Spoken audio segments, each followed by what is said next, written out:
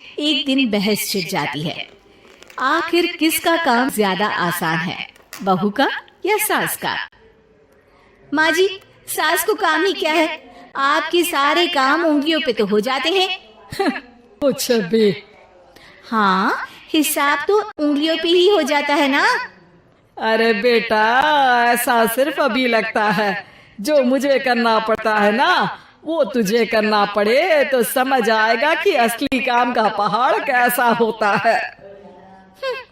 ठेले बराबर वजन भी नहीं है आपके काम में, हर बात पहाड़ों के वजन की कर रही हैं आप। तू ऐसा करती ही क्या है घर में बेटा, ये तो बता मुझे। मैं थोड़ी ना कुछ करती हूँ, सब जादू से हो रहा है इस घर में। अरे एक दिन मेरा काम करोगी तो समझ आएगा। Okay okay, shut up. कल से मैं घर के काम करूंगी और तू मेरी जगह हर चीज का हिसाब रखना, ठीक है? ठीक है, ये भी कर लेते हैं। ये सास बहू की डील के बारे में रश्मि के पति अमन को नहीं पता था और ना ही अमन के पिताजी सुरेश जी को। पर गेहूं के साथ साथ जैसे घुन भी पिस जाता है, ये दोनों भी पिसने वाले थे। सुबह अमन उठकर रेडी होता है ऑफिस जाने के लिए, तो पता है उसके कपड़े नहीं निकले हुए हैं। अरे रश्मि, तुमने मेरे कपड़े नहीं निकाले? अपनी माँ से पूछो ना, उन्हीं का काम है ये। अमन अपनी माँ के पास जाता है। अब मेरे कपड़े आज आप देने वाले हो क्या माँ? हाँ, देना तो मुझे ही चाहिए, पर तेरी बहू ने कपड़े धोने ही नहीं डाले, तो कोई भी धुला हुआ कपड़ा नहीं है बेटा। हैं? ऐसा क्यों? कपड़े तो धोने आप ही देते हो ना माँ? अरे बहू ने तुझे बताया नहीं, अब हम अदल बदल गए हैं। मैं अब बहू और तेरी बीवी सास। अमन परेशान हो गया। वो बिना इस्त्री के कपड़े पहनकर ऑफिस चला गया।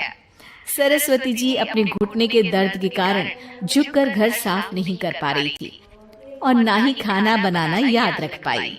उधर रश्मि पहले ही दिन घर की चाबी घुमा चुकी थी और 300 रुपए का हिसाब अलग नहीं मिल रहा था। पर दोनों का ही घमंड कैलाश पर्वत से भी बड़ा था और दोनों ही खेमे एक दूसरे की बात मानने को बिल्कुल तैयार नहीं थे। शाम को जब सुरेश जी और अमन खाना खाने बैठते हैं तो सरस्वती जी उनके सामने गाजर और पपीते लाकर रख देती हैं। अरे माँ, ये क्या है? ख्याली पुलाव के साथ सलाद। माँ जी खाना बनाना भूल गई लगता है। अरे एक एक चमन्नी का हिसाब है मेरे पास, खाना बनाना कैसे भूल जाऊंगी? ये तो मैंने पढ़ा था कि फल फ्रूट खाने से सेहत अच्छी रहती है, इसीलिए ये ले, एक फल खा ले। रात को सुरेश जी और अमन अपनी मीटिंग बिठाते हैं अकेले में। बाबूजी, इनकी लड़ाई के कारण ना हमें ठीक से खाना मिल रहा है, उल्टा घर के सारे काम रुक गए हैं। हाँ बेटा, 2 भैंसों की लड़ाई में बेचारे खेत के पौधों का भी नुकसान हो रहा है। पर पापा, क्या बताऊं आपको, मैंने माँ को इस महीने की 2 तारीख को बिजली के बिल के पैसे दिए थे।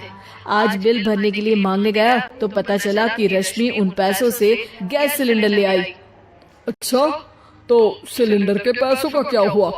अब सिलेंडर के तो कोई पैसे नहीं थे बाबूजी, हमारे घर पर गैस की पाइपलाइन लगी है ना। बेटा, इन दोनों का कुछ करना पड़ेगा, नहीं तो अपने घमंड के चक्कर में पूरा घर बर्बाद कर डालेंगे ये दोनों। अमन और सुरेश जी काफी सोच विचार के बाद एक निष्कर्ष पर पहुंचते हैं। रात ही को दोनों अपनी पत्नियों की अलमारी से नई साड़ी निकालते हैं और सुबह जब रश्मि और सरस्वती जी उठते हैं तो देखते हैं कि दोनों पति साड़ी पहनकर चढ़ाव पर सब्जियां काट रहे हैं। अरे ये सब क्या हो रहा है? क्या हो रहा है मतलब? आप दोनों अदल बदल हो सकते हो तो हम क्यों नहीं? अरे क्या मतलब? नहीं नहीं, मेरी भी बचपन से किसी की बहू बनने की इच्छा थी, तो आज से सरस्वती तुम बड़ी बहू, मैं मिडिल बहू और अमन छोटी बहू। अरे लेकिन सब घर पर बैठ जाएंगे तो कमाएगा कौन? ये घर कैसे चलेगा? अब वो तो भैया या बाकी लोग जाने, अब हमने भी अदल बदल कर ही लिया है तो कुछ नहीं हो सकता। रश्मि और सरस्वती जी को समझ में आ जाता है कि उन दोनों की आपस की डील की वजह से इन दोनों को बहुत तकलीफ हो रही है और उनके ईगो ने दूसरों को कितनी यातनाएं दी है।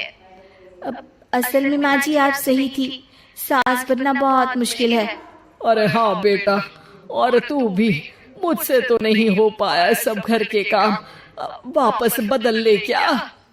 हाँ हाँ बिल्कुल माँ जी, और अब आप दोनों भी बदल लीजिए। कोई आ गया तो आप दोनों को देखकर क्या सोचेगा। अच्छा है, आप दोनों के समझ में ये बात तो आई। मैं फटाक से कपड़े बदल लेता हूँ। अरे रुक जा बेटा, एक फोटो ले लेती हूँ तेरी। मेरी बेटी होती तो तेरे जैसी ही दिखती साड़ी में। और मेरा फोटो नहीं लोगी?